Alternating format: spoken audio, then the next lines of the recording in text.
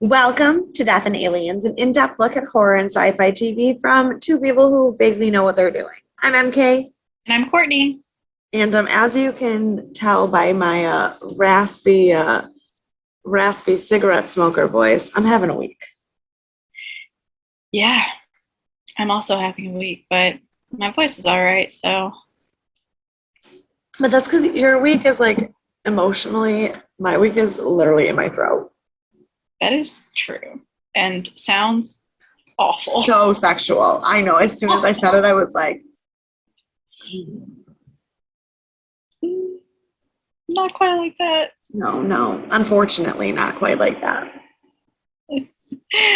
Uh, Because believe me, that's also been on the attempting list this weekend. Not happening. Venus is in your seventh house. So, that's what's on your mind. Listen, I just like I haven't. I just feel like I need to go to a psychic and have them tell me what's wrong with me. Because Look, like I would clearly, love to go to a psychic, but I'm also terrified to go to a psychic because, like, if they got something right that was devastating, I would be, or even if they like said something scary, I would be nervous all the time that it was going to happen. did I ever tell you about the first time I ever went to a psychic? No. Okay, so I was with my boyfriend at the time. And he, at the time, I was like super skeptical. I was like, psychics don't know what the fuck they're talking about. They just pull cards and look at rocks and say shit. Like, they don't know.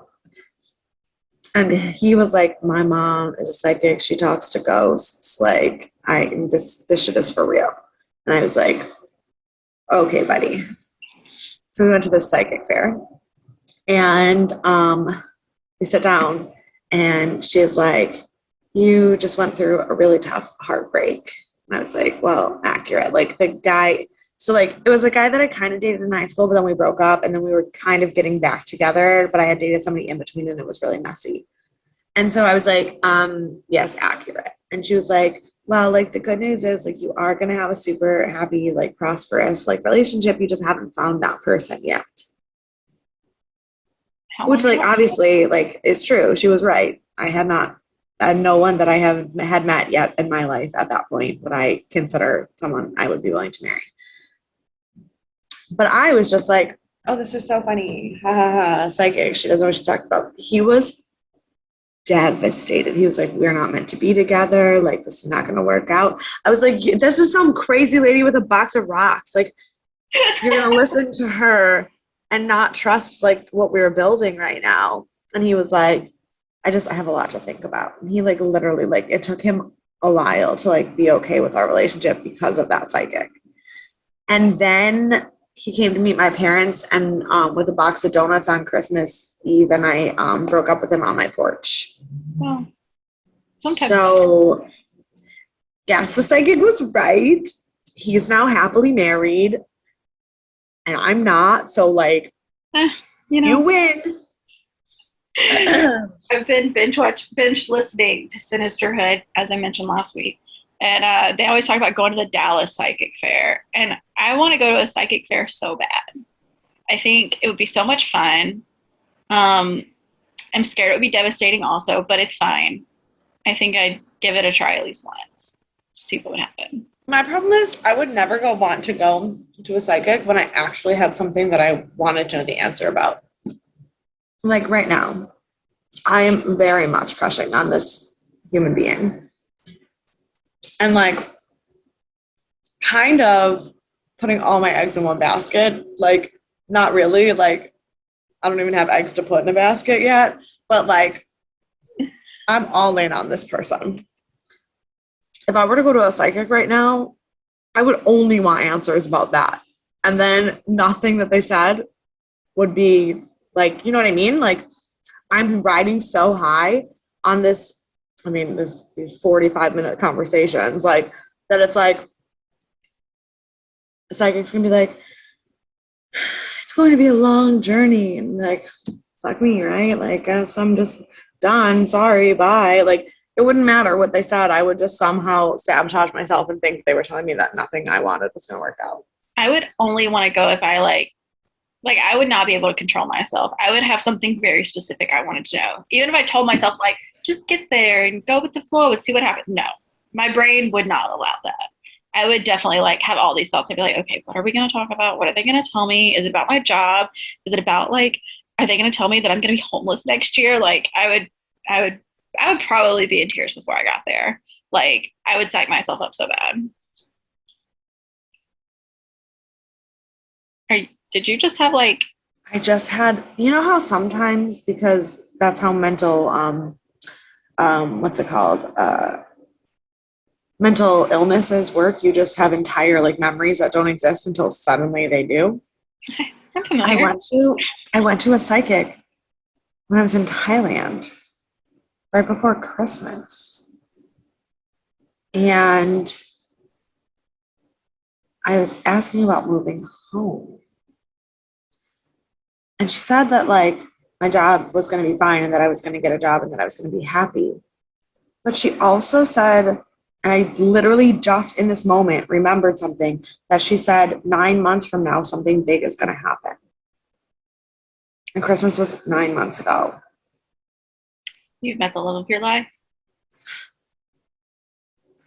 But like also because something good happened, like trigger unlocked that memory. If nothing had happened, I never would have thought about it again. Right. But like now that I just remembered that, all I'm going to be thinking about is like, this is it. I'm going to get married to this man. Oh no, I don't even have his phone number. I would make whatever they said happen. I would manifest it because it's all I would think about. It's all I would think about all the time. Yeah. Well, clearly it wasn't what I thought about because I forgot about it. Yeah. Yeah. So I was just worried about getting a job. Right. Yeah, I hear that. I've been on the grind this week. Speaking of my jobs, school is going great except for screaming at children, obviously by my voice. Also, Frozen. If you are in a town, not Frozen is coming through to tour. You have to see it. It is so, so good. These casts have like voices that I cannot even believe exist. And like they are literally the kindest, most wonderful human beings in the entire world. Shout out to Austin Colby, who plays Hans in the play, because today is 10 years cancer free for him. Oh, congrats. That's Right. exciting. Like it's just, they're just amazing people. I love them. I'm gonna cry so hard next week when they leave. Yeah. Like even the nurses who are their COVID staff, like I can't handle any of them leaving. Well, you'll have a whole new cast soon. That's true. Which I don't think they've announced that yet. Ooh, insider information. Well, it's not really insider. I don't think. Oh wait, they did. When is this article from? Let me have my moment. From September 2nd, and I'm just an idiot because I got so distracted by Frozen that I stopped paying attention. Oh, also, I don't know any of these people. That's why I didn't care, because I don't know any of them. Well, I bet they're going to do excellent. Oh, I'm sure they're going to be amazing. I love Tootsie. I haven't seen it yet. Me and Caitlin saw it for our birthday a couple years back, and it was so good. And I hope they have the cups because they say getting tipsy at Tootsie's cracks me up. They won't have cups because they have no concessions anywhere because of COVID. That's devastating. I think they have a mug that says that too. If they do merch. The Frozen merch is amazing, and I want to buy all of it. But also, I'm not 12 and I'm broke. Yeah, I get that. I always get one thing. I get a mug. They sometimes do things where we can get like merch that's not in like the merch store. That's like tour specific. That's stuff like that the people on the tour get. But I haven't heard anything about that. I'm gonna ask Lucy about that. I want to. Yeah. I also, this is how crazy I am. I've been thinking about getting a new tattoo. I've never had a tattoo. I think mean, I want one. I've been thinking about getting a new tattoo for like a long time, but like just, within the last 5 days, the thoughts of what my new tattoo is going to be make me feel like a little bit of a psychopath. Oh no. What are you thinking? What are your thoughts? I just feel like it would be weird to get reindeer are better than people tattooed on my body. Yeah, maybe like wait a month and then think about it. Maybe give that one some deeper thought. Um, yeah, I think I would like a tattoo, but I'm so indecisive that I'm never gonna have one because I can't make it unless I'm like it's like 3 a.m. and I'm like in town and someone's like, you have to get this tattoo with me right now. And then I'm just like, all right, we did it. And that's the only way I'm ever gonna have a tattoo, probably. Sounds like a plan. So good times.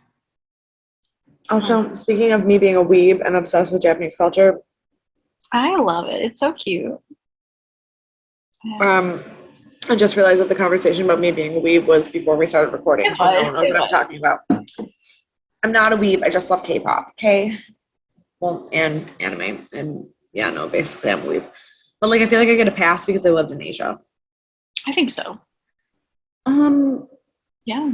I had a week. I did things. I didn't do a lot of things. It's been a very stressful week. I've been job hunting. I have an interview tomorrow, so fingers crossed that they'll hire me so I can work 800 hours a week instead of my normal day job. But it's fine. So that's what I've done this week. I've been job hunting and trying to keep it together. And I started a new show on Netflix. It's not like new. I think it came out this summer. I want to preface this by saying it is the weirdest show I've ever seen in my life. And I think I hate it, but I can't stop watching it. So it's called Brand New Cherry Flavor. Have you heard of it? No. Well, it's deemed horror, dark. I don't know, weird. That's my take on it. It's very strange though. This one of the like running storylines in the show is the main girl like vomits kittens as payment. I absolutely hate that. Nope, I absolutely hate that. And then they turn into these like beautiful cats over time. They don't die. It is like new things happen. They're very strange. And I'm just like, I can't look away, but I don't like it. And so I think I have 2 episodes left. But it's today is Thursday, and I just finished Sunday's episode of Big Brother, which means that anything that has been on more recently than that, I have not watched. It also means that I have not watched anything on YouTube since Monday. I don't know what I've just been. Because apparently teaching is a job that you have to do all of the time. You have no time, 0 of the time left. Yeah, I feel that I've been proofreading a book this week for a side gig, and it's like there's no time for anything else. I go to work, I come home, I read 50 pages and proofread them. I was thinking that the other day. I was like, it's weird because, like, mental health realness for a second here. I'm fucking depressed, but I'm currently going through some issues with medical insurance because getting a new job and moving countries and everything. So I have none of the medicine for said depression. So I should be like fucked up right now. I also have the most monotonous life I've had in years because I just go to work, go to my other job, fall asleep, come home. Some days I eat dinner with my parents, but literally I do nothing but work and eat and sleep. And I haven't for weeks. And I've never been so happy in my entire life. I don't know what's wrong with me. It keeps you stable. You don't have to make decisions, first of all. That's my number one pitfall, making a decision about anything. And where your next event's going to take place, and you like your job. So it's not like you're going and driving through every day. Yeah. So, when you like I mean, family, so that's all you and have. there is the plus that seventh graders, like middle schoolers, are an endless trove of stories. Like you're never going to have a normal day around middle schoolers ever. Not always a good thing. But also, my other job, I get to look at hot men all the time. Nothing wrong with that. I mean, also hot women. Like the women are freaking stunning in the show too. I just don't ogle them the way I ogle the men. Yeah, that's understandable. Really, I ogled all of the men at first because I was like, wow, so many beautiful men. And then I picked one. And then I said, that one's mine. That's the one. And it was an excellent choice. Yeah. One day when we're married, he's going to watch this and be like, what the fuck was wrong with you? Such a freak. Yeah. And everyone knew about it, but him. So. Literally, he's going to find out how many people have known about me, like secretly planning. And that's why I feel like I relate so much to Taylor Swift's I Think He Knows. Like literally the first bridge where she's like, he's got that boyish look that I like in a man. I'm like an architect. I'm drawing up the plans. It's like I'm 17. Nobody understands. I'm like, that's literally me right now. I have never been I will say you're not that insane. I won't name names, but a friend of mine's ex, every time she started dating someone new, she would create a wedding album for them or like a wedding planning book. Well, here's the thing: and she created 2 different ones for him. When you've been 100% sure of what your wedding will look like since you were 9 years old, you don't have to do that because whoever you marry is going to have your wedding, and that's just that. Well, and I just thought of what he would look like in that navy blue and gold tux. Excellent. And I'm dying inside. Well, that's okay though. I hope you absolutely physically put a book together of your. Oh, absolutely not. No, there's a Pinterest board that's existed for like a decade. Well, that's fine. She would physically put books together of them for their wedding every time when she started dating someone. And then she would burn it when they broke up. And then she started dating the same person again. She would do it again. She's married now. They seem happy. They're great. I was once so deeply committed that we had picked out my engagement ring and I still hadn't had a book for our wedding. Yeah, I don't have any wedding plans. It's like on the bottom of my list of things to do. I've got a couple of locations I like because I like to go to places. Location is the only thing that I'm flexible on because I care more about the vibe than like an actual occasion. Like there's some people who are like, I want to get married here because I have sentimental reasons, or like I went to a wedding here and I fell in love with it and it's perfect. Like I want a winter wedding. Yeah. I want to get married in the snow. Like, not sorry for anyone who has to go to the outdoor winter ceremony, but like that's what's going to happen. Obviously, the reception is not outside because I'm not an asshole. But and like a castle would be ideal, but like I'm not picky. Look, okay, so one of my locations is looks like a castle style, but it's the Cheshire Inn that I've mentioned before in St. Louis. And they have the brides, I think it's the bridal suite I don't remember who the bridal suite was, but they have like one of the I don't know, one of the big rooms is like Sherlock Holmes. And like they have a bridal suite, they have a like groom suite, I don't know what they call the groom side. And then they have like a reception hall and it is gorgeous. So like that's one of mine. And it's kind of castle-y like. You could look into that for yours. I bet you'd like it. I don't know that they get a lot of snow in St. Louis, but you could check it out. And then my other one is what they call the Garden of Love in the Bahamas. Although I don't know if I'll be able to go to the Bahamas by then because they like to not let us go there sometimes. So I don't know if I'm going to be allowed to go there.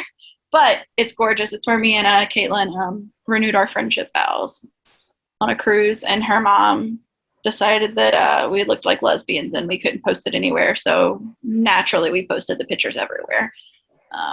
Tammy. So it was a good trip. That was my first cruise. I've never been on a cruise. Oh my gosh, we have to go. There's some out of the city. You can come stay with me and we'll just run away onto a cruise ship. Speaking of castles, oh my God, though, perfect segue for this episode. Yes. Kind of. It's a great segue. I tried really hard. Mostly I was trying to think about how to refill my apple cider without you guys seeing the jug of apple cider I have sitting on the desk next to me.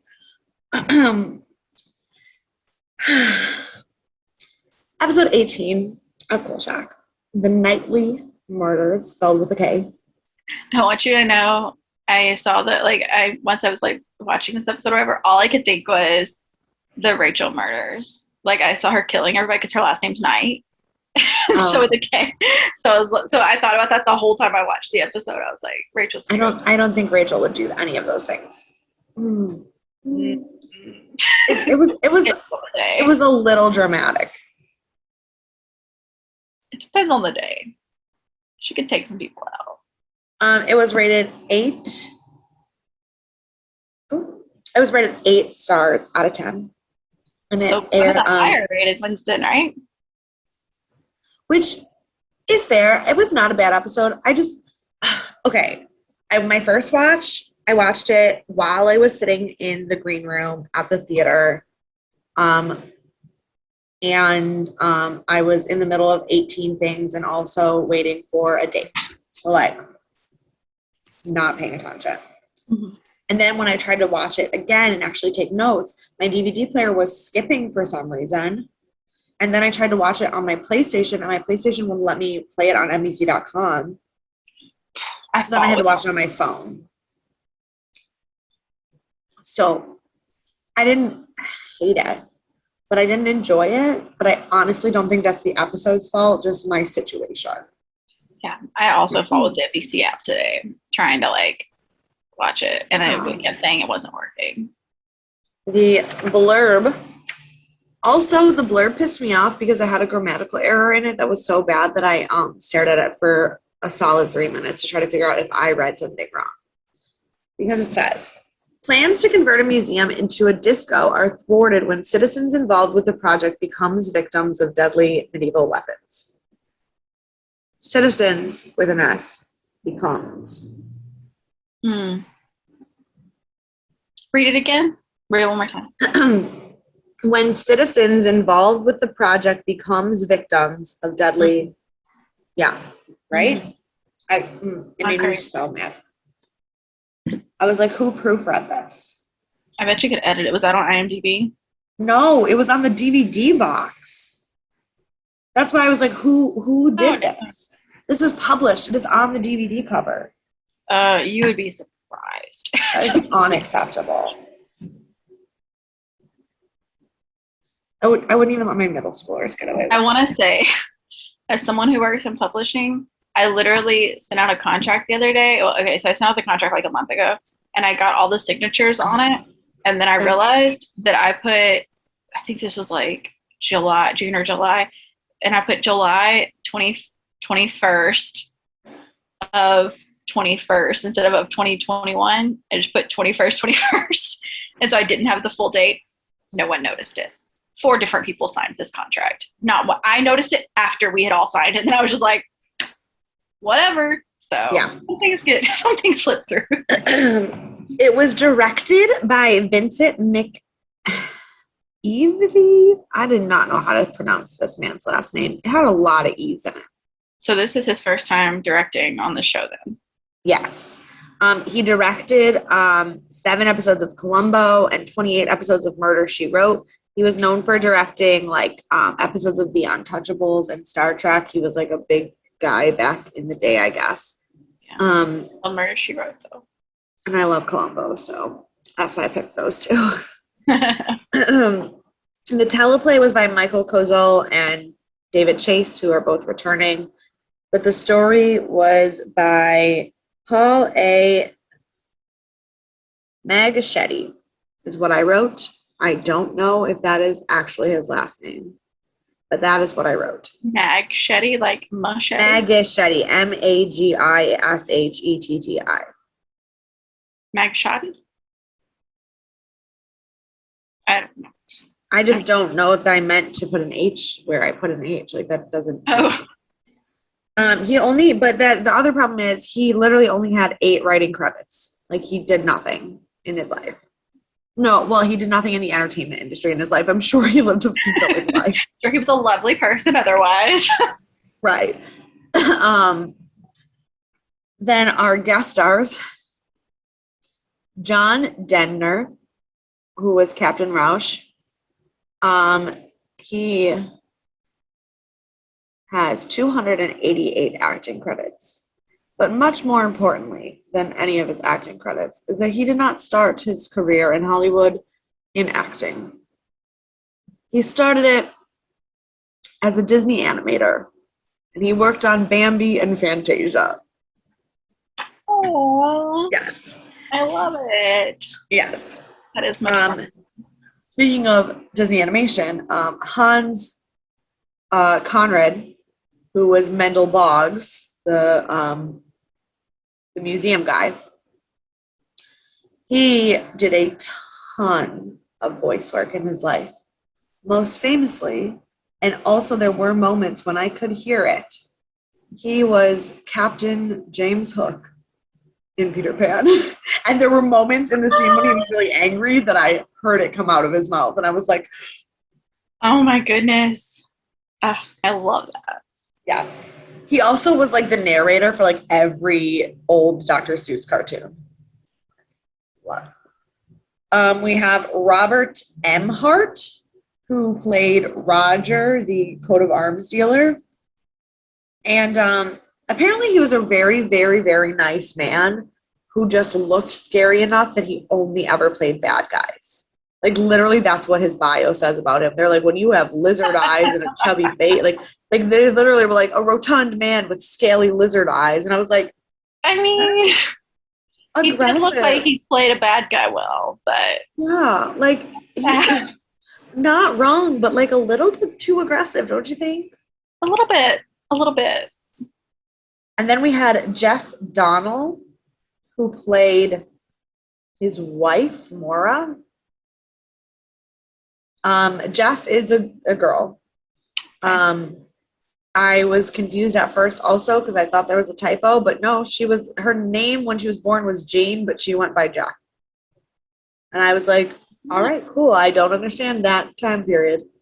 But she was one of those people who like acted in the time where you like signed a deal with a movie company. So she like worked for Columbia Pictures, and she probably has like 150 movies that are like B-list movies that no one's ever watched that she was like the star in. But she was also like a major supporting character in all of the Gidget movies, like the Gidget Goes to Wherever movies. I've never watched them, but I know they exist. I've never watched any of them, but I like know that they exist. Yeah.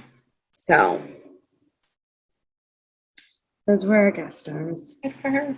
Nice. I liked her though. I do like the Disney connections in this episode. Yeah. Nice. So let's get into it.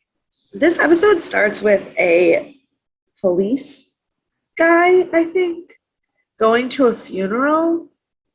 Or he was some kind of political guy, and he was going to a funeral for a constituent. And it started with Kolchak talking about, like, if you know anything about Chicago politics. And I really was like, I'm not really sure how Chicago is a city that happens. Like, there's no way you're telling me with the population the size of Chicago is that politicians go to randos' funerals. No. And with all the like, let's say stigma behind the politics in Chicago, it's one of the most, and always has been one of the most corrupt political cities.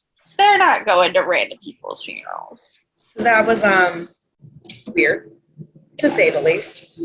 But then, don't worry, things get weirder. He gets home and gets shot in the face with an arrow. So, like, cool. Yeah. Sorry, I'm eating dinner. So then, obviously, Kolchak goes to this guy's house. And we meet the police captain. who is my absolute favorite of all of the police captains we've had so far because he is almost as double talky as Kolchak. Yep, I did. I liked their back and forth.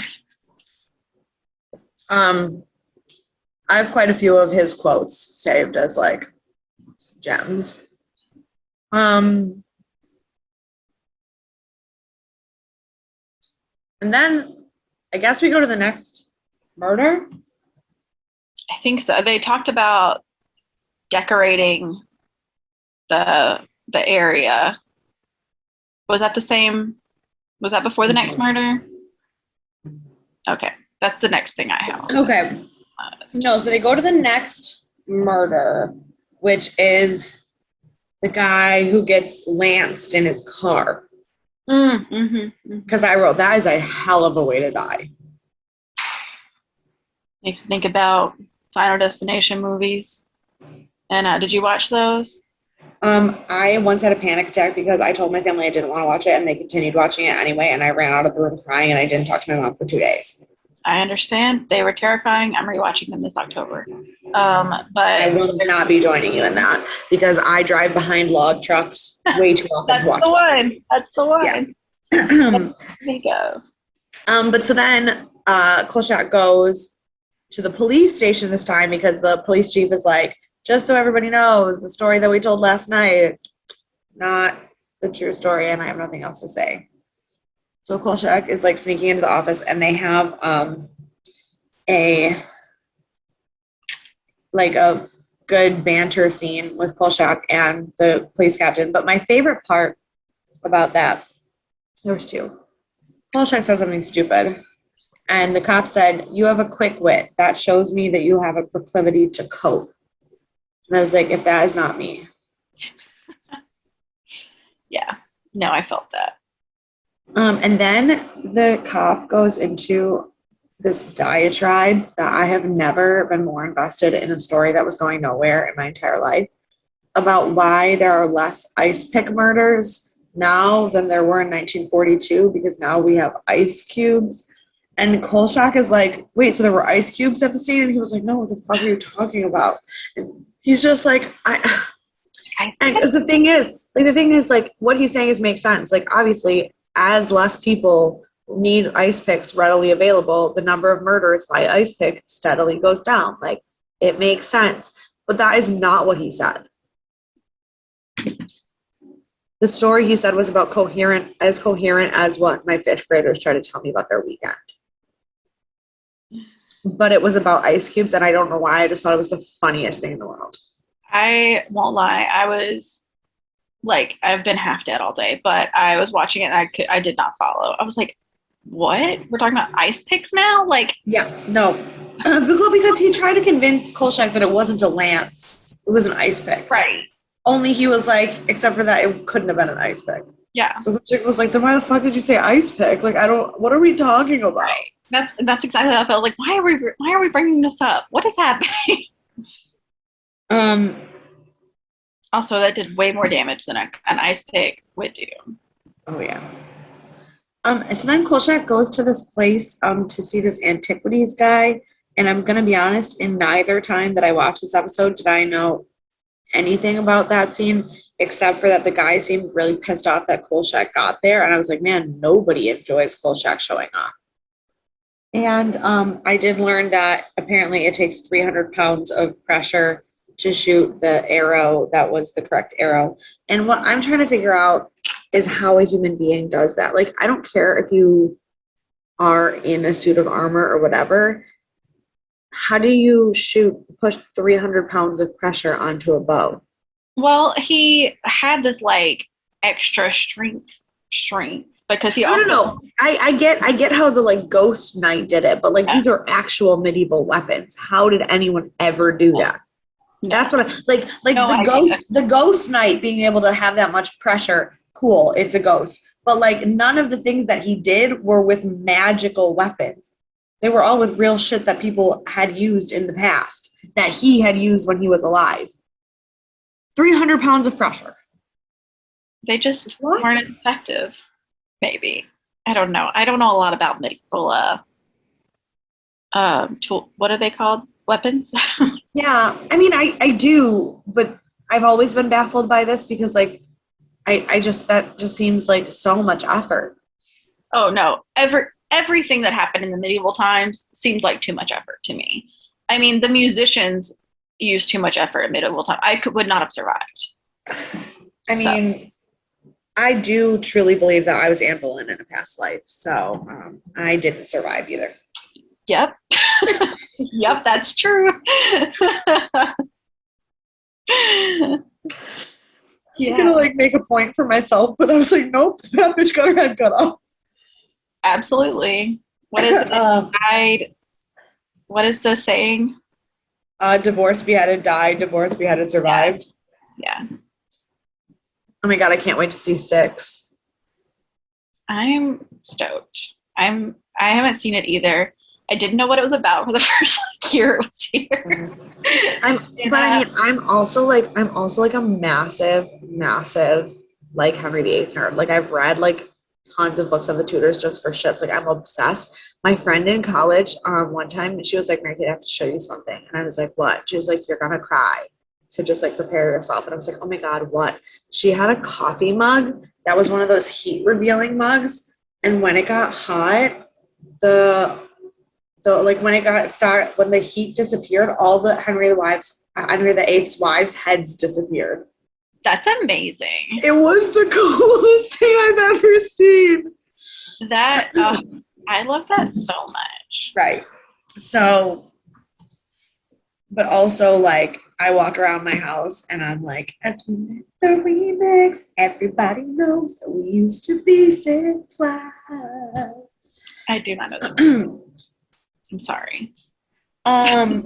Yeah. So then we get to the next guy who's gonna die. And I was very distracted because I had subtitles on, but then also I don't think I misheard it. Kolchak says the KALC, the Canadian American League, and like something, and then also immediately next says the CALC. And I don't know if I'm stupid or they are. I again did not follow their letters. I was like, I don't know what he's saying. I didn't keep up there. There was a lot of like rapid fire, everybody's dead kind of thing. I know there was a lot that happened that I was just like, what is happening? And then something else would happen and I was like, I have no idea what just happened. And I watched this twice and I like didn't stick. Then he finally goes to the museum to get more answers about this medieval stuff, and we see Minerva, whatever her name is, the interior decorator, having a full-on hissy fit about this black and blue shield with this blue knight, or this black knight. And I was livid because there's nothing that says that blue does not go with black unless it's navy blue. Regular light blue goes just fine with black. That's why fucking everything is black and blue. Like, I was so done with her. Whenever he told her, I laughed because he was like, don't make centuries. And I was like, that is a very like wide range of options you have right now. Like, that is a lot. And she was just like, oh, I don't know. And I was just like, you have so many choices. Don't make centuries. Like, that's your limitation. That just felt very yeah. It was a hot mess, the whole thing. And then when Kolchak was talking to this man, he was talking about the things that they had to add to this place to make it a bar, because the museum was going to be dismantled and turned into a disco. And he was like, yeah, we have to add speakers and the tweeters and the woofers. And I was like, literally me trying to talk about technology with my kids. Oh, yeah. And then also talking about my kids, this man called the people who come to clubs nasty gum chewing ferrets. And I was like, oh, that's what I call my students. Look, you have 7th graders. They all probably are. Children are just... One of my 8th graders started choking the other day in class, and I freaked out, and I was like, are you okay? She's like, oh yeah, sorry, I just swallowed my gum. And I was like, why are you chewing gum in my class? Like, I can't see she's chewing gum because she's a freaking mask on because of COVID, so I can't even yell at her for chewing gum in class. And I was like, Well, this is not the hill to die on. No. So Kolchak then leaves this man. We don't really find out anything from any of these people except for that, like, it's like a series of Kolchak trying to get information, and like he does get like bits and pieces at a time, but it never feels like he gets any information. So then he goes to this medical examiner who might be the dumbest character I've ever seen on the show. Yeah. Because first of all, he did not know who Andrew Jackson was on the $20 bill. He said, wasn't that some like federal employee? I mean, technically, I guess. Technically, yes. And then he also didn't know what a mace was. I was like, He was like, mace comes in a can and it doesn't weigh anything at all. And I was like, we're talking about knights in their armor. They don't spray mace. Knights do not. Right, but also like, what kind of fucking dumb ass medical, like, what kind of mortuary is this that none of the examiners in the whole building can figure out that those like stab wounds might have been from a mace? Like bones would never. Yeah, bones would never. I just started that during quarantine and watched like 2 seasons. I haven't finished it yet. It's amazing. Like, this is not a spoiler alert because it's not about like any of the actual plot, but there's one episode where what is his name? Why am I blanking on his name? With the curly hair. Yeah, can't think of his name. He has to test out different kinds of cannonballs, and he is living his best life. I would also be living my best life. Yeah. So these mortuary workers are nothing. They don't know anything. So Kolchak goes to the last guy who died's house and pretends to be his long lost friend. And the butler, for like not 1 second, believes Kolchak. And yet he tells him absolutely everything. Yeah. But he was like, and he was so skeptical. He was like, I never called him Hawk. And I heard him say that. I was like, yeah, why would you ever call anyone Hawk? Kolchak? That is not a good nickname. Like, that is the worst name. It's like, I mean, but if my last name was Hawkins, I probably would be cool with Hawk. Well, I would probably call you like your first name then, because like Hawk makes me think of like Hakalugi, which is disgusting. Which is, yeah, but one of the teachers at my school, his name is Miss Hawk. Don't tell her. Because Hawk, Hock, like that's her name. Well, don't tell her I said that, but her name is disgusting. I hate it. Did she marry into that? I have a few more questions. Yeah, she did. Unfortunate. Okay. That's why I'm keeping my last name if I get married, unless I find someone with an excellent last name. We'll talk about that off air. Because I don't need people trying to stalk my future husband on the internet. Yes, but also, don't worry, you can't find that much. I tried. So the one thing that we find out at this guy's house is that the knight stepped on a telephone. So Kolchak calls a guy from the phone company to get the information about how long or how much pressure it would take to smush a telephone, which is apparently 420 pounds. But also, this scene had me thinking, remember when the telephone company owned telephones? Like, you couldn't just buy a phone. You had to get it from them. Yeah. I remember, like, one time when my mom called me, she's like, we're going to go pick up a phone from this place. And I was like, what? I was real late to the game. This was, like, maybe 6 years ago. I was like, you just go buy a phone? Like, because we had one when I was little, but it, like, I don't know if it came from the telephone company, but that's where I assumed it came from. No. And I was just like, oh, you just get it. It's fine.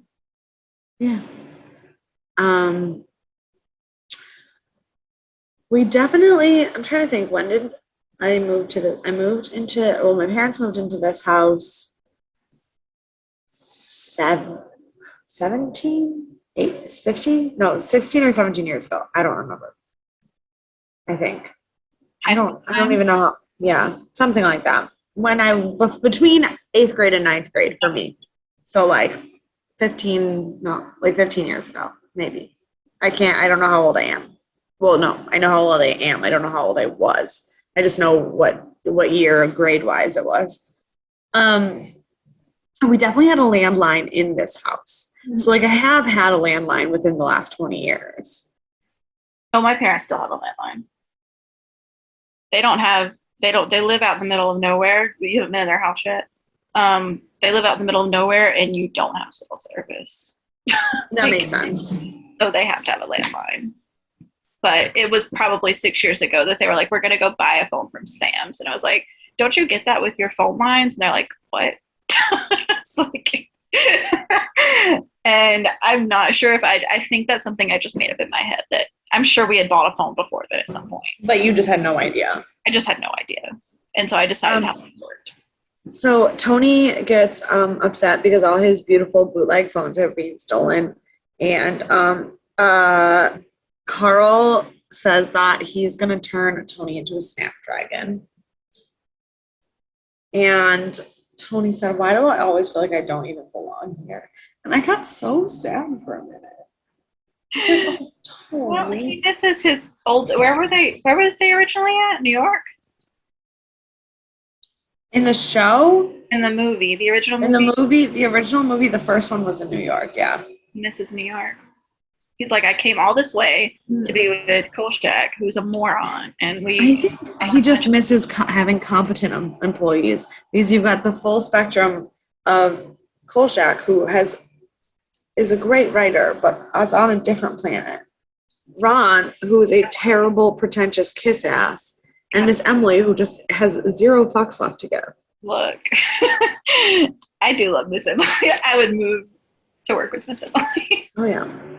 I will say, in that same scene when the guy starts like yanking out the telephones, I was like, I don't know what you're doing. That is not how you fix a phone. I was like, when he says the phone line's not working, he just starts yanking him out of the walls. I was like, that's not it. That's not the answer. No. Also, when he was like, oh, I see you have like contraband, and starts ripping the phone plugs out.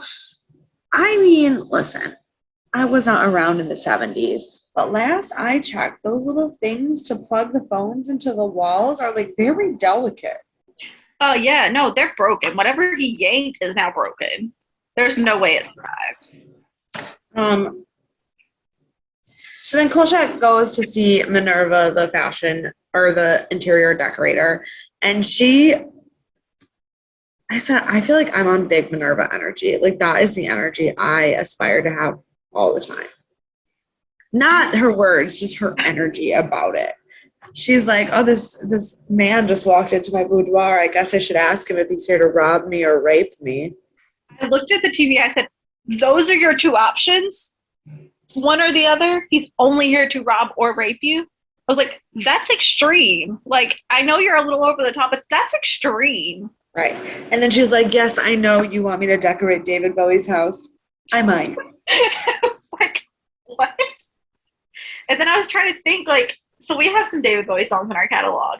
And I was trying to think, I was like, what year were his big numbers, like, published? And then I was like, I think those were in the, like, late 60s. I think it was, like, 67, 68 was maybe Space Oddity.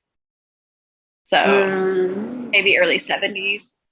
But it was, because I was like, how big was he then? And then I was like, oh, yeah, we have a catalog that's from the before times. Space Oddity came out in 69. Yeah, that's what I was thinking. It was late 60s. So I was like, okay. So one of his biggest hits have already come out. So like it makes sense that I was like, well, I mean, and like when did I just feel like the last name I was expecting to hear in this conversation was David Bowie. She was like, our sensibilities wouldn't match. And I was like, why? You're clearly the same person. You are like both over the top. Like you are David Bowie. That's maybe why they would clash. Probably. They would be two extremes that would just not go well. Also, she doesn't think black and blue match.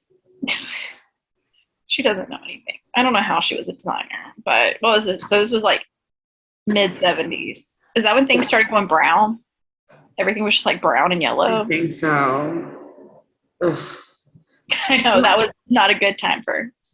My next note says, here's Johnny. Yes. Because that is all I could think of when the knight was axing in the door and she was sitting in the bathroom, like on the floor screaming. Yep. I mean, it was almost exactly the same. Yeah.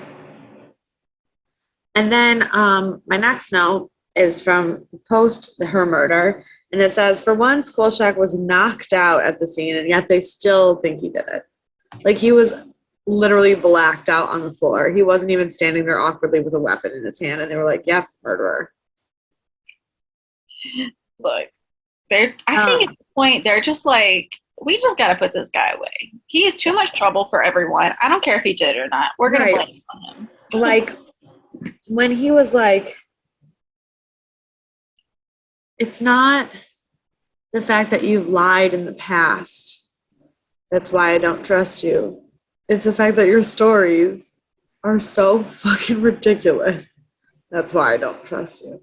He's like, it's not the fact that you're the least reliable source ever. People just don't know. They don't want to believe. It scares them.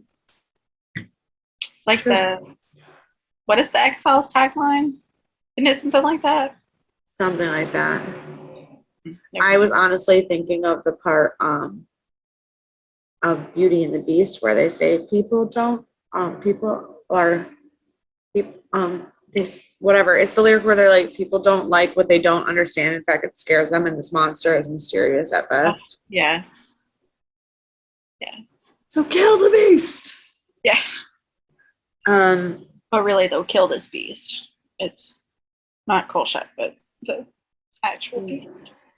So then they go to the museum because Kolchak has decided that it is the museum guy wearing the knight in armor, which is like a logical conclusion. Anything else? And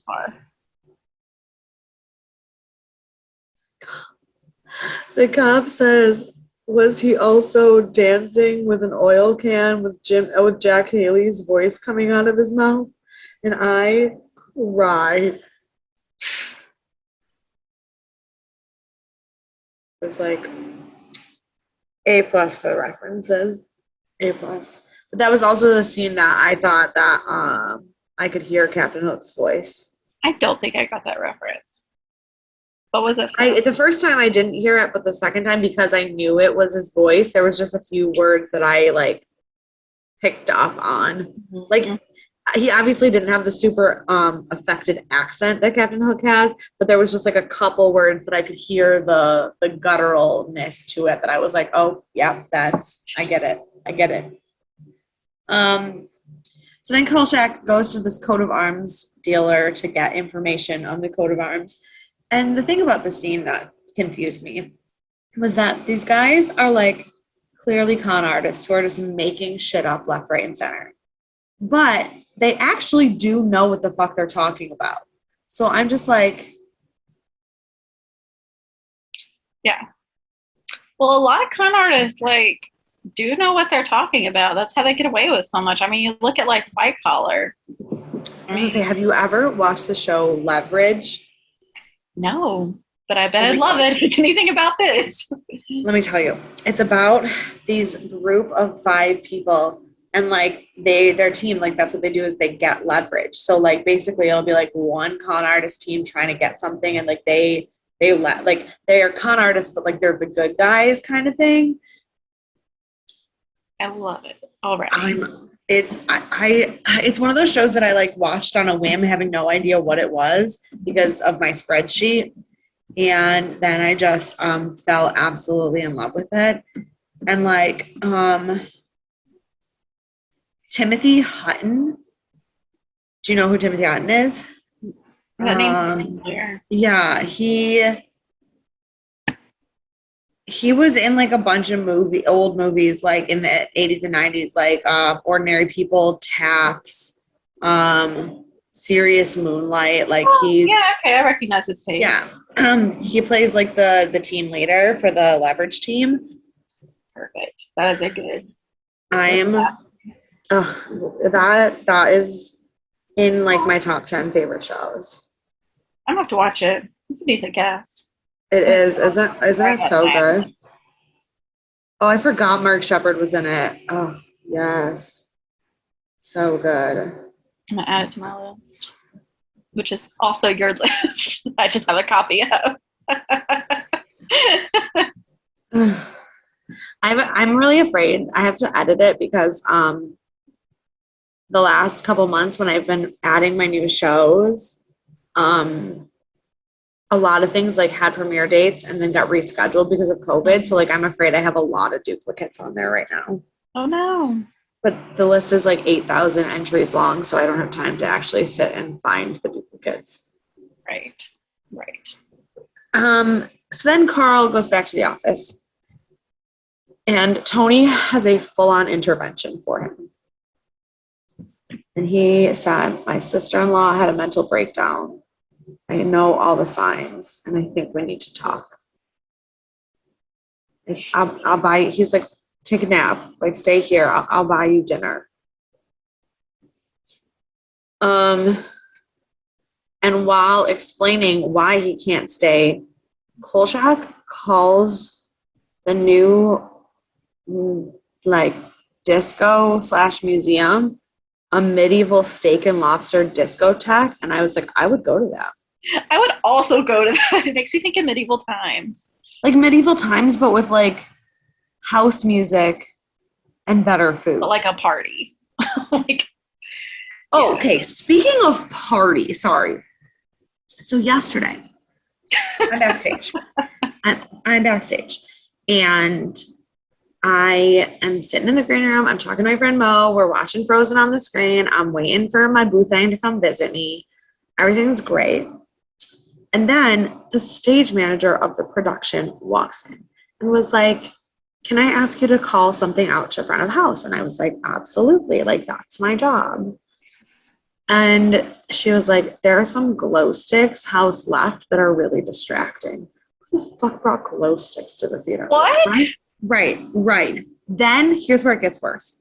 I call out to the front of house and I call to my house manager and I go, so there are some glow sticks in house left that are very distracting to the actors on stage. Is there any way we could have an usher take care of that? And this motherfucker, he's new. I don't know him. Not my house manager. Gets on the radio. And so my house manager is trying to ask for like clarification on the where in the house, because I just said house left. And this motherfucker gets on the radio and was like, I know exactly where it is. I already saw them. I'll go take care of it. You already saw them and did nothing? Glow sticks. This was not at a theater. Oh, I'm so sorry. Hold on. Are you still there? Oh no. I'm still here. I don't know what to do. I don't know how to go back to the video. I'm so sorry. I don't know. New York called me and I don't know why. It's 10 o'clock and now I can't go back to the video. What is wrong with your computer that you can't find the video? It like sends it to a different screen. Oh wait, there it is. Okay, I figured it out. I tried to look at the bottom. I panicked. I'm sorry. Okay. I don't know who's calling me from New York at 10 o'clock at night. Mm-hmm. Not me. Okay. Yeah. So glow sticks at a theater. I cannot. Yeah, I do not know. I do not know what possessed them. We also had a man who refused to keep his mask on, so they called security to like come talk to this man about his mask. And they were like, do we need to like kick this guy out? And the usher comes on the radio and goes, no, we just had a masterful performance by one of our security guards. I would love to know what she said to this man. Would love. But my aunt just texted me. This is relevant. Not my aunt that I told to subscribe to our channel earlier, but a different aunt just texted me and said, I'm watching you on YouTube. You're wonderful. Oh, how cute. Thanks. We love you. So the last scene, Carl finally has all the answers, and he goes to the museum to find this magic blessed axe that will kill the knight, which would be fine. Except for that, I just wrote my note just says Carl is in fact the dumbest bitch alive. I mean, Because he just like walks into these situations where he's gonna die. yeah. Like, and then he finally gets the axe out to kill this guy, and we see the worst acting I have ever seen. The knight falling down on the axe was the worst thing I have ever seen in my entire life. So listen, I'm sitting there and I was like, surely that didn't just happen the way I watched it happen. I was like, did he have a heart attack? Like, Kolchak swings the axe and it bounces off the skirt, and I go, that was really bad. Like, they could have done a little bit better of making it look like the axe actually hit him. That was my thought. And then the knight starts to topple over, and I go, oh no. No. So yeah. So at first I was like, okay, are we getting more magical? Like, did somebody find some hidden stone and like put it back where it goes so that he like all of his energy was drawn away and he just fell over? I'm guessing that's not what happened because that's not what they said. But that was all. I was like, surely that's what had to have happened. It was, oh my gosh, it was a mess. Yeah. I was like, we've had what 17 episodes before this. All I can think is this new director. God bless him, didn't know what he was doing. I don't know. It was.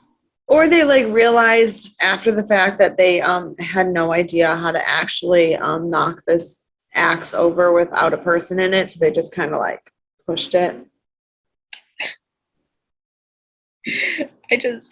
I was like, could you have made that any more convenient? Like they fell directly onto the axe. Oh yeah. And they're super strong. So what even like how did that like small axe get through that armor? Oh yeah. Like I have a lot of questions for the director about how this could have been better. He might not be alive anymore, so if not, all right. He's not. But not. But dude, we do have 9 goofs and only 9. Sorry. 2 trivia items. Nope, sorry, 4 trivia items. So our goofs. When describing the Canadian American Leisure Corporation, Carl first uses the abbreviation KALC, then moments later CALC. I'm not the stupid one. It. I'll say if anyone says an acronym, I never listen to it. Ever. I just was like, I was only half paying attention because I was taking a note, but I heard the K and then I looked, then he said Canadian and I go, I'm sorry, what? And then he said C and I go, hold on. I can't be that stupid. I'm not. The weapon used to kill Brewster Hawkins and described by Carl is properly called a military flail. A mace, which was Carl's term, is a wooden-handled weapon topped by a knobbed or flanged metal ball. If topped by a spike ball, it's called a morning star. So a mace is the one where it's just on the stick, and then a flail is the one where it can spin. I did not know it was called a morning star, but after seeing.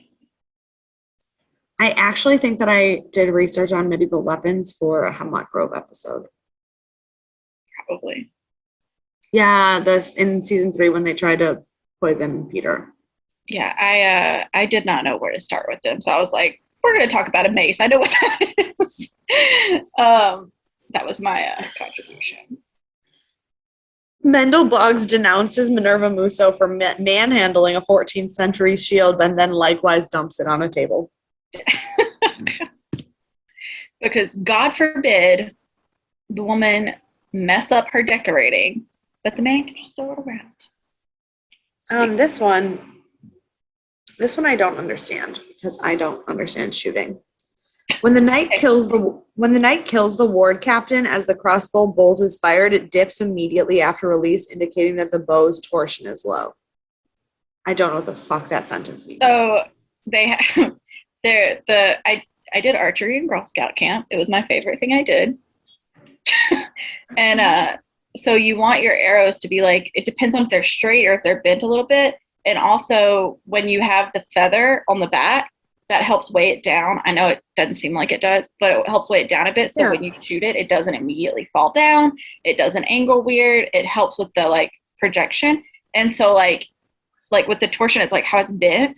And if it was bent just a little bit, that would make it go like, it can make it go straight down. I forgot what you said actually happened. So when it dips immediately after release. Yeah. Yeah. And it shouldn't do that, but it, you know, based on how. I have fired a bow before, but like I was really bad at it. But what I'm really, really good at is a crossbow. Oh, I've never used a crossbow, but I've always wanted to. Let me tell you. Do some damage with a crossbow. I was at a friend's house and they had like a range in their backyard because they lived out in the middle of nowhere.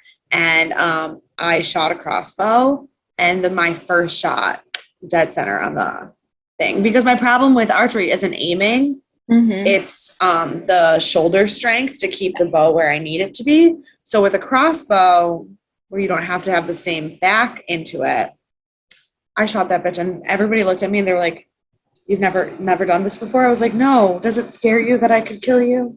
I'm really good at archery. That was like, I always did excellent at Girl Scout camp.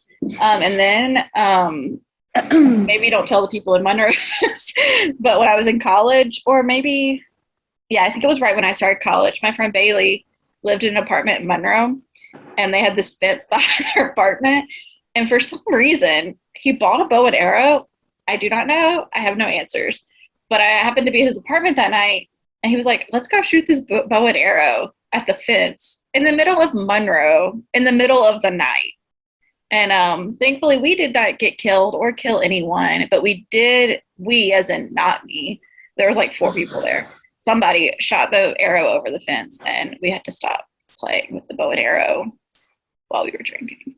I just was appreciating the emphasis that you put on the mun in Monroe.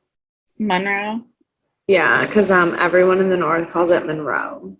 We all have a Monroe here too. Yeah, but so like we put the emphasis on the row, not the Monroe. Yeah, Monroe. Look, I'm learning my northern dialect. I've already converted to Houston. So you've already converted to what? Houston. Because in the south we have Houston in Texas, but on the streets here in New York. In New York. I was gonna say no, it's Houston. No, but in New York it's Houston. Yeah. And there's Lafayette and Lafayette. I'll say Lafayette. Lafayette. It depends. Here's the thing. It's Lafayette, like it is, but then when Hamilton came out, everybody started pronouncing it actually correctly. See, we say Lafayette. Lafayette. And well, in French, it's Lafayette. Yeah. We're Cajun French, so we say Lafayette. Laffy? Laffy. Like Laffy Taffy? Lafayette. No. Yes. It's Lafayette. No, I understand. That's how it is. I know, I understand. I'm aware of what it's supposed to be, but that is not how it is. While investigating the damaged telephone, Carl discovers it takes 420 psi to crush it. His research discovers that the knight's total weight is over 400 pounds. Assuming the knight put all of its weight on 1 foot, the total crushing pressure distributed over the surface area would be significantly less than 400 psi. The knight would have to have stood on 1 tiptoe of 1 square inch to crush the phone. So I understand the words you're saying to me, but I did not understand that psi was pressure. I'm with you now. I am following, but also like I feel like I could step on a plastic phone and break it with just like normal. Yeah, but remember in the 70s, everything wasn't cheap plastic. The one he stepped on though looked cheap plastic. It wasn't one of those metal ones that had the dial and no, it wasn't. I mean, even then, the cheaper looking phones were still metal. Okay. That one might not have been because it was a prop phone to get crushed. But in the 70s, even the cheaper phones weren't plastic because the mass uses of plastic weren't a thing yet then. Yeah. Okay. I can follow them because I watched that and I was like, I could step on that break. Yeah, no, obviously it was a prop breakaway thing, but in real life it would have been. Gotcha. Okay. I'm following now. Guy de Matancourt lived in the 12th century, but his ghost wears a plate armor that wasn't invented until the 15th century. That is not a thing I ever would have known. When Carl visits Pop Stenvold's shop, Pop sets down his newspaper, but when the scene is picked up by another camera, Pop's newspaper is back in his hand. That happens too often in shows. Yeah. When the knight kills the ward captain, it can be seen that the crossbow is being fired by a bare hand of the prop master and not the armored glove that the knight is wearing. I also didn't notice that, but that's funny. I don't know why I find that so funny. Kolchak breaks into the Heidecker Museum to take photos of the knight in action, but all he's taking is still photos of a suit of armor, which wouldn't prove anything. One shot that Kolchak takes is of the knight facing him and standing still. All the photos would look like the knight is standing still and not moving. That is very accurate. The use of video camera was not a thing yet. Yes. All right, our trivia. If you look closely at the baskets behind the teletype machines at the end credits, you can see paper in one. Usually you don't see any visible paper. Are you fucking kidding me? Why is that in the trivia? Who watches the end credits? This is not a Marvel movie, my dude. I know. Shang-Chi has 2 after scenes. So don't get crazy when you finally watch it. I yelled at my dad because he left before the after credit scene in Cruella. How dare he? I went upstairs and I was like, Dad, you missed it. After the telephone repairman tells Kolchak how much pressure it takes to crush a standard telephone, he noticed there are 2 non-standard telephones on the other desks and confiscates them. It may sound crazy now, but at the time, Americans were not allowed to own their telephones. Because AT&T operated as a monopoly, it could require customers to use only AT&T issued phones. And if a repairman entered a location where non-sanctioned phones were in use, he could take them away. AT&T defended the policy by claiming that non-standard phones could potentially damage their network, which would also mean they would make them a lot of money by leasing millions of phones to customers. I studied that lawsuit. Now, things that are still the same but different because they're not a monopoly anymore. AT&T will still pretend they don't know how to fix your phone if you didn't buy it from them. Yeah. I studied them coming out of being broken up as a monopoly. Yeah. I had issues with my phone because AT&T has switched to an all 5G network, and I was having issues with my phone, and I went to the store, and they would not even look at it. They were like, you didn't buy this here. We can't help you. And so I was think like, they have some weird warranty thing in place that they could be liable for messing with a phone that's not theirs, and so they didn't want to break it and be liable for but they wouldn't even pretend, they wouldn't even look into specs of that model or anything. They just refused to help me. Yeah, I think that it's a liability issue. I think it's stupid. Let me start there. For them to Google specs, because all I did was okay, Googled, is Motorola G7 Plus 5G compatible? And Google said no. And I said, okay, thank you. No, I think it's something I think they can't give you advice or tell you how to fix a phone or work on your phone at all, or it's a liability issue. But that could be speculation. I have no idea, but I think that's a thing. I just think they're little bitches. Well, I think it's crazy. I think that it's stupid that they don't fix it, but I didn't write their contracts. It isn't clear why the police captain was given the last name of Rausch, but it's the German word for being drunk or high on drugs. I mean, if any of the police captains, or this is the one. Rausch. Captain Rausch. Rausch, R-A-U-S, or R-A-U-S-C-H. Rausch. Rausch. It's just that the swallowed R. Rausch. What does that mean? It's like the way when you pronounce the R like in your throat instead of on your tongue. Hush. Roush. Yeah. Roush. I'm gonna start telling people that. Roush. I love speaking German. I wish I knew more German. I think I may have talked about this before because I talk about it a lot, but I think that German is close to Yiddish. Yes. Okay. We talked about this. Yeah. Okay. So my first day at Cardozo, I walked into my class. I think it was trademark. I walked into that class and I sat down, and the entire class started talking to each other back and forth in German, like alternating German and Yiddish. And I was like, I have no idea what's going on. And then they started comparing things. They're like, oh yeah, that's like German. This is like Yiddish. And I was like, I don't know any of the languages. Yeah.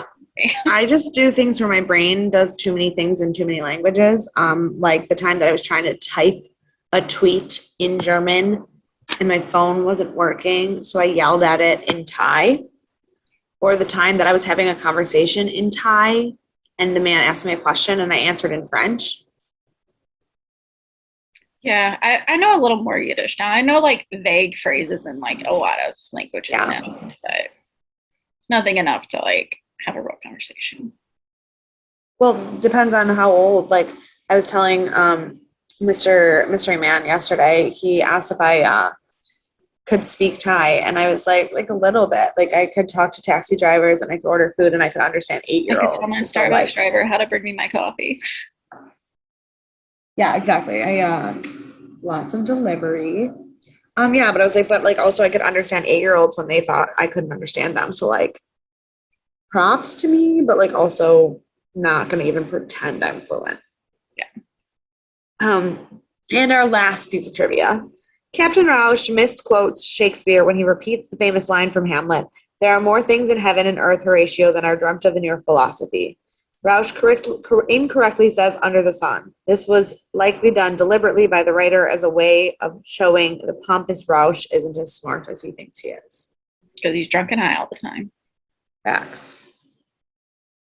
Interesting. So yeah, I won't lie. This wasn't one of my favorite episodes. No. I understand it was rated 8 stars, but it was a perfectly mediocre episode. Like it did not bother me. I was not angry that it existed. Nothing about it was upsetting. I just also did not have a good time. Exactly. Yes, it was like a perfect way to explain it. It was like sex in college.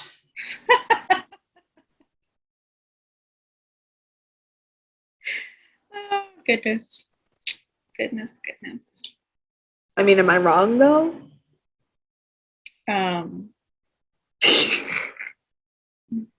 We're not going to talk about it. My family watches this. Mine too. But I would just say that to their faces anyway, because I'm a horrible person. No. My mom told me today not to be an escort when I told her I was looking into bartending. So that's true.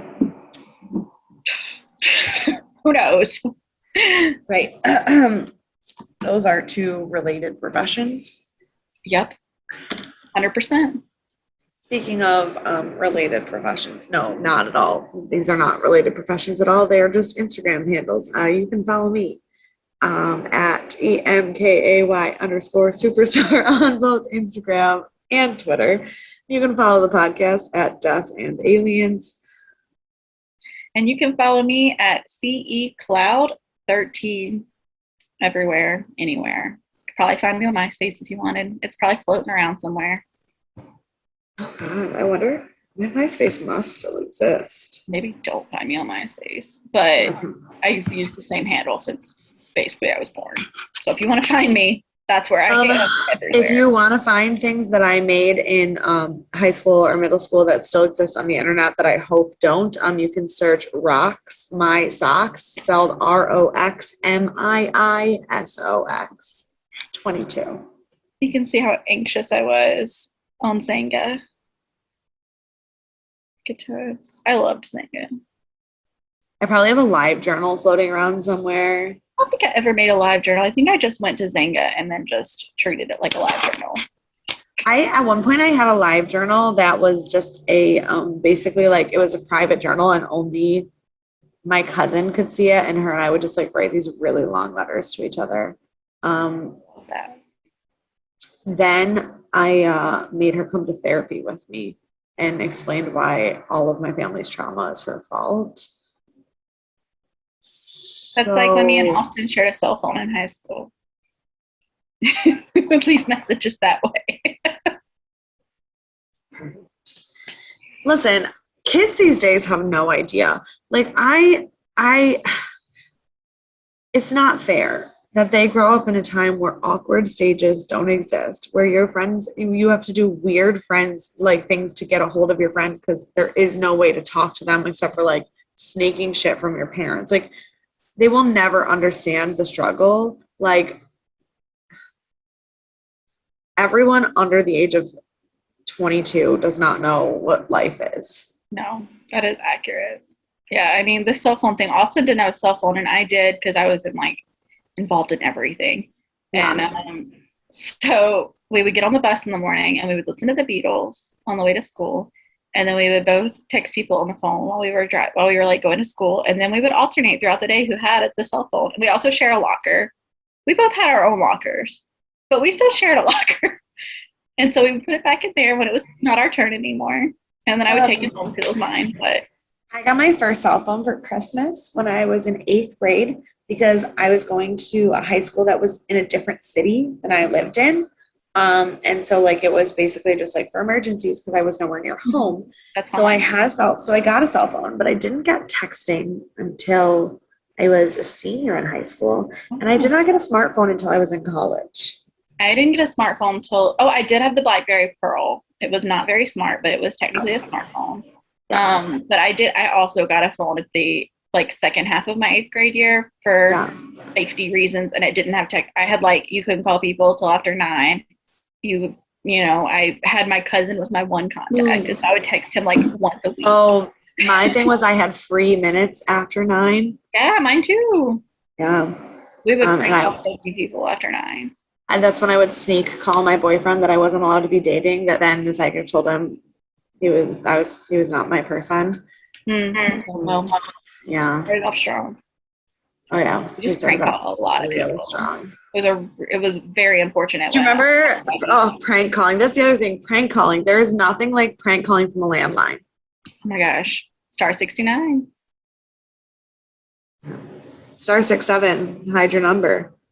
That's what I meant. Star 69. Yep. Oh yeah. My bad. No, Star 69 is redial. That's right. Oh my gosh. But that's the thing is we had to know all these codes. Redial, hide your name. We had to know all these codes and stuff. And now your phone tells you if a spam caller is calling you. They're like, don't answer this one. Yep. Ugh. What would Kolchak think? Kolchak would have a BlackBerry, the original black one, because it hides the most information, and he would think it was the safest. Yeah. And he would definitely prank call people. Definitely Tony. Probably Ron too, though. He would. Yeah. You know what though? He would also have the first generation digital cameras that could have videos on them so that he would get videos, but they would still be absolutely garbage. Yes. And they would look like somebody made them on Photoshop and put them on Reddit. Oh, he would be all over Reddit. Oh my God. He would be a troll on Reddit. I don't think he would be a troll. I think there would be a subreddit just for the things that he saw that nobody believed him for. Well, he would have that for sure. But then because Ron, I'm sure will be somewhere. Ron he would be be just trolling he would have 6 different social media accounts deliberately just to troll Ron.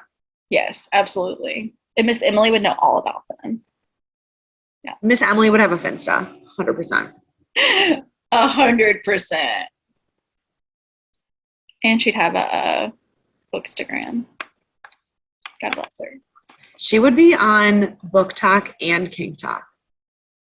Yeah. She would have all the puzzle apps. Me and her would swap puzzle apps all the time. Tony would have every different version of DoorDash, Uber Eats, Grubhub, Seamless, and he would just sit on them to figure out which one had the least delivery fees. Look, that's also me. It takes me hours to order out because I want to make sure I'm getting the best deal. My problem is it takes me hours to order out and then I never end up ordering because all I do is look at Cheesecake Factory and then tell myself that I don't need cheesecake. I need real food. And then I get mad that I can't have cheesecake and then I just don't order anything. Yeah. I get that. I'm that way sometimes too. And then I just don't eat dinner. And then I wake up and I'm starving the next day. And I'm like, why am I so hungry? Yeah, I feel that. Well, now that you know all about our casting these characters as millennials, let us know what social media you think Kolchak would use the most and give us suggestions because we are 2 episodes away from the end of Kolchak and we have some ideas of what show to do next, but we would love to know what you actually want to hear us talk about. And if you give us some suggestions, we'll put it in a poll and you can vote on your favorite. Yeah. And we will talk to you next week. See ya. Bye. Bye.